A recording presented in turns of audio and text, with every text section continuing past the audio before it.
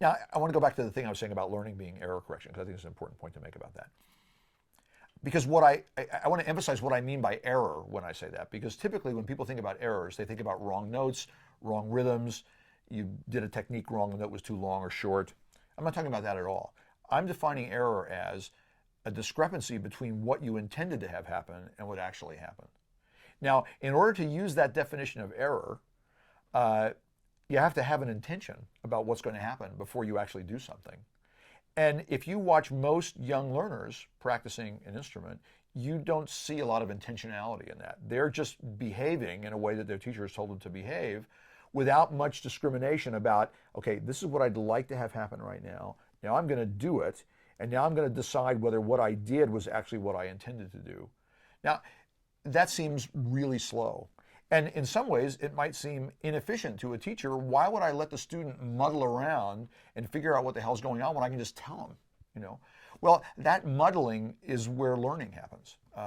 And whenever I talk to teachers in schools, not just music teachers, but teachers in all disciplines in schools, one of the things I try to get them to do is to value the muddle, right? I mean, not mindless muddle, not aimless muddle, but muddle that's devoted towards solving a very clearly definable problem, right? So if I'm trying to make this thing happen, what needs to happen physically and acoustically to make this musical thing happen? That's a problem to be solved. And I have now some goal that I can realize and figure out how I can arrange the activities that I'm going to do to accomplish that goal. I mean, one way to make practice ineffective is to do things over and over again without making any discriminations between one repetition and the next. When you watch a really great musician practice, which I've done a lot of actually, you'll see sometimes 20, 30, 50 repetitions of a relatively brief passage. Now, if you're just a naive observer listening to that, you might say, well, goodness, they're doing exactly the same thing over and over again. I assure you, those repetitions do not sound exactly the same to the expert, right? From one repetition to the next, the expert might say, you know, that note didn't end at the end of that phrase quite the way I had intended it to.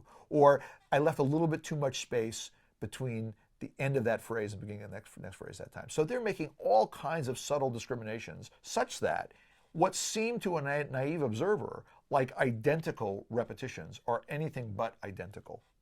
So even for an expert at a very high level of skill, learning is error correction. If you define error as a discrepancy between what I intend to have happen and what actually comes out of my horn, or what comes out of my mouth when I'm singing, or what my hands do when I'm playing.